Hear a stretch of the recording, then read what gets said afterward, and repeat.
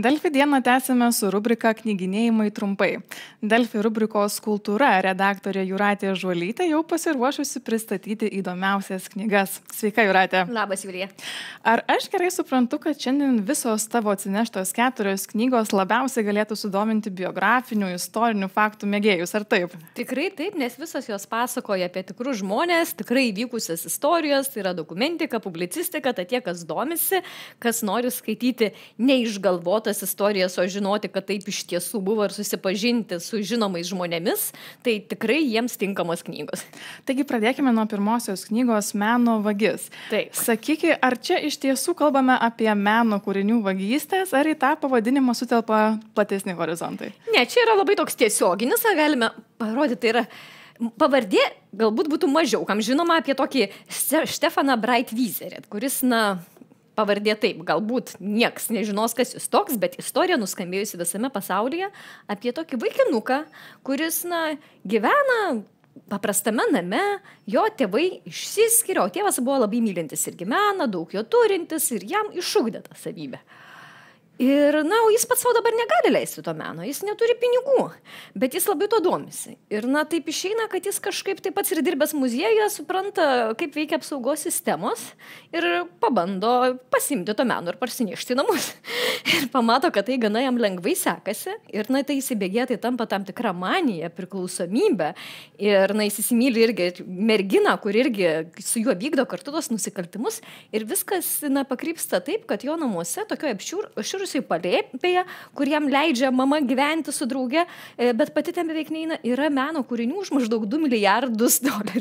Tai ta prasme yra visiškai nesuvokiama, tai jo irgi, ir jis vagia ne tam, kad parduotų, o jis tiesiog nori pats pasimėgauti tuo menu. Nebūtinai garsiausius kūrinius, bet tuos, kurie jam yra artimiausi širdžiai, kurie kažko jam sužavi, sukelia kažkokius jausmus. Ir jis pats gali būti profesorium, kiek jis daug žino apie tos meno kūrinius, jis skaito, domisi, gali visiems negali paaiškinti, žinoma, kad jis juos turi, bet tokia tikrai nuskambėjusi plačiai istorija, kur skaitai ir galvoju, čia turbūt koks Hollywoodo filmo scenarijus, bet ne, tai tikrai buvę įvykiai.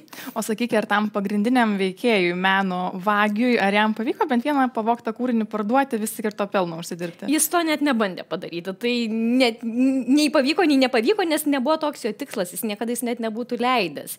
Čia, kuo baigėsi tiems jo meno kūriniams, nenoriu atskleisti, tegu skaito žmonės ir sužino, kaip visgi susiklostė, nes jeigu jo nebūtų pagavę, mes nežinotumėm šitos istorijos, tai jau galima nuspėti, kad kažkurio metu jis visgi buvo pagautas, o kas atsitiko tiems meno kūriniams sužinos perskaitę, bet ne, parduoti jis jokių būdų nebūtų galės leistis, juos žiūrėjo kaip savo kažkokį labai asmenišką, bet emocinį turtą, o būtent ne kažkokį finansinį. Jis galėjo juos, tiesiog sėdėti, grožėtis valandų su jais medituoti, mėgautis buvimu ir jis netgi turėjo tokią tam tikrą filosofiją, jis pats savęs net nelaikė vagimi, jis galvojo, kad jis išlaisvina meno kūrinius iš muziejų, kad muziejuose jų negalima patirti, nes vis tiek dažniausiai skiria ar stiklas, ar kažkas kita, ir kad tik būdamas tokioje intimioje erdvėje kaip savo namuose, savo kambarėje, jis tikėjo, kad tu išties gali patirti meną ir jis galvojo, kad jis turi pakankamai žinių, kad tinkamai jį vertintų. Šaunu, keliaukime prie antrosios knygos, tai yra Broliai Wrightai, ar ne? Žymieji broliai. Sakyk, ko gali tikėtis skaitytojas atsivertęs šią knygą? Tai iš esmės svarbiausia, ko jis gali tikėtis, tai geriau sužinoti jų istoriją. Nes nežinau kaip kitiems, bent kai aš mokiausi mokykloje, tai mes taip labai prabėgšmomis prabėgom, kad taip, tai buvo 1903, kai vyko pirmasis skrydis lėktuvu, kad tai išradėjai buvo Broliai Wrightai ir iš esmės, tiek, suprantamai, negali viskam skirti labai daug dėmesio. O jų istorija iš tiesų buvo labai įdomi. Jie patys kaip asmenybės buvo iš tikrųjų skirtiniai, ne tik išradėjai, jie buvo labai eruditai, jie buvo laikėsi labai griežtų tokių gyvenimo principų. Jų tėvas buvo pastorius ir juos taip gana griežtai auklėjo, o jie visada nuo mažumės mėgdavo kažką išradinėti, kažką konstruoti. Ir tėvas taip, nors ir pastorius iš tos pusės, tai šiek tiek laisviau žiūrėdavo, jeigu matydavo, kad jie kažką įdomaus kuria, net ir į pamokas leisdavo neiti, bet svarbu, kad jie, prasmingai leistų laiką.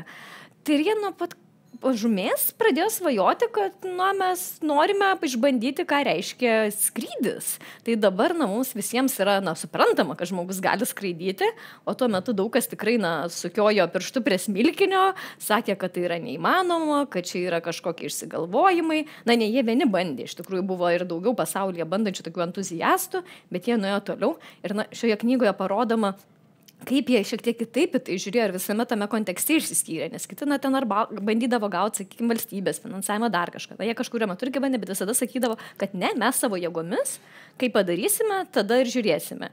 Ir jie eksperimentuodavo labai drąsiai irgi vien tik patys savo jėgomis. Dar sesuo jiems patiesa padėdavo, čia irgi įdomu tai, kad parodomas jos vaidmuo, nes visada minimi tik broliai Raitai, o kad be sesers ten dar klausimas, kaip viskas būtų buvę, tai irgi nežinia. Tai tokie labai įdomus asmenybės ir kaip jie irgi neišpuiko ir kai patapo žvaigždėmis tokiamis, kad visi pasaulio lyderiai norėjo su jais bendrauti, pažindintis, o jie išliko tokie paprasti, kuklus, jiems buvo įdomiausia tiesiog skraidyti ir nenorime mes su jūsų aukštuomenės gyvenimo.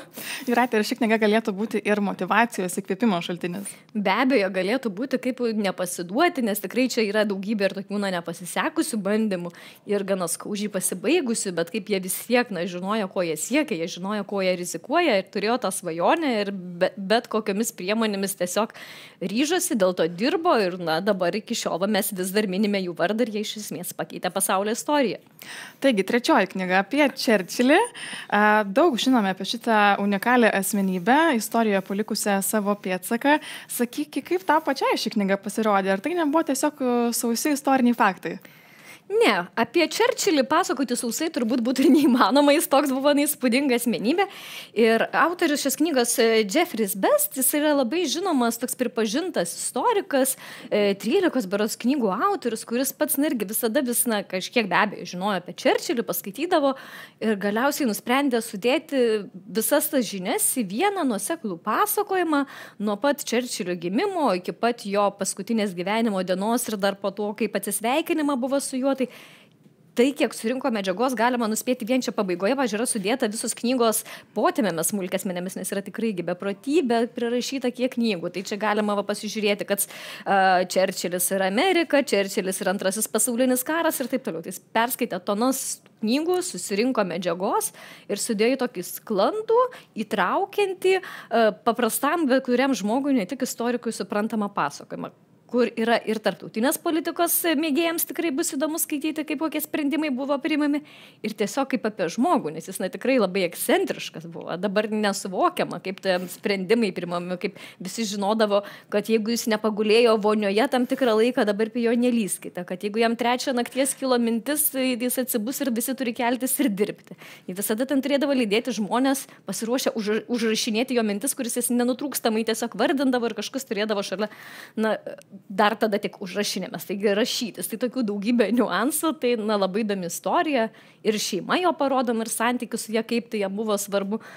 Tiems, kas nori pažinti šią išskirtinę asmenybę, apie kurią matome ir filmuose, ir visur kitur, tai tikrai verta dėmesio knyga. Tikriausiai labai įdomu tai, kad yra vaizduojami ne tik politiniai motyvai, ne tik politiniai sprendimai, bet ir asmeninis gyvenimas, kaip sakai, ar ne? Taip, taip, ir atspindama šiek tiek ir jo santykiai su tėvu, kuris irgi buvo politikas. Ir kad galbūt netgi šiek tiek tam tikros vaikystės nuoskaudos jį pastūmėjo į tokį, gerai išėjo tas jo perfekcionizmas, noras visada siekti aukštumų, bet galbūt keliami klausimai, kiek jis pats dėl to visada buvo laimingas, kad galbūt kažkokiu tai kompleksu šiek tiek patenkinimas, bandymas išpildyti save.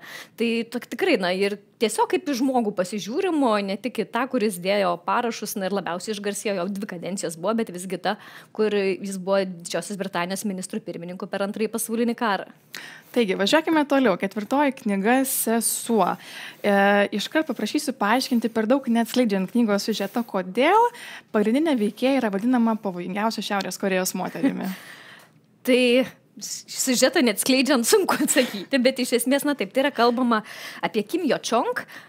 Vėlgi, klausimas, kiek žmonių tai kažką sakytų. Kim Jo-chong, kas jie? O jie yra Šiaurės Korėjos lyderio Kim Jong-uno sesuo Ir galbūt kažkam atrodo, kad jis ir yra pagrindinis lyderis, o ji tokioj diktatūros šaly, kad turbūt nedaug čia dėmesio moteriai, kad galbūt ji tokia dekoratyvinė funkcija labiau atlieka iš šalies, taip atrodo, nes apie Šiaurės Korėją labai tų žinių nedaug. Bet knygos autorius Sang Hyun Lee irgi labai tyrinėja apskritai tą regioną, domisi Šiaurės Korėją, pats yra aktyvistas. Surinko irgi tiek turimą rašytinę medžiagą, tiek liudimų žmonių, kurie kažkaip pavyko ištrūkti, kurie matė tą artimą aplinką. Ir jie pasakoja, kad štai ši sesuo, kuri oficialiai yra tiesiog propagandos vadovė Šiaurės Korėjoje, iš tikrųjų yra labai grėsminga moteris ir labai kelia klausimus, kiek ji galbūt kažkada perims valdžią, kad ji gali būti net pavojingesnė negu dabartinis lyderis, kad ji yra labai žiauri, labai nuožmi, kad nuo vaikystės pasakojo, kaip ji buvo auklėjama, kokiamis sąlygomis, kokie principai jai diktuojami ir kad ji yra tikrai labai negailestinga moteris ir labai ambicinga. Tai parodo visą tą dabartinę aplinką, parodo, kiek jinai turbūt turi įtakos ir kelia klausimus, kas gali būti, kai yra tikėtinas toks scenarijus, kad ji perims valdžią iš dabartinio lyderio, kur vėlgi daug kur čia yra tokias spėlionės, spėliojama, kad kaip jos sveikata, tam tikri yra aspektai, kurie kelia klausimų, tad kaipgi čia bus, jeigu kažkada ji bus tos Šiaurės Korėjos lyderė. Štai kokią intrigą sukūrė Delfi kultūros redaktorė Jūratė. Ačiū tau, Jūratė.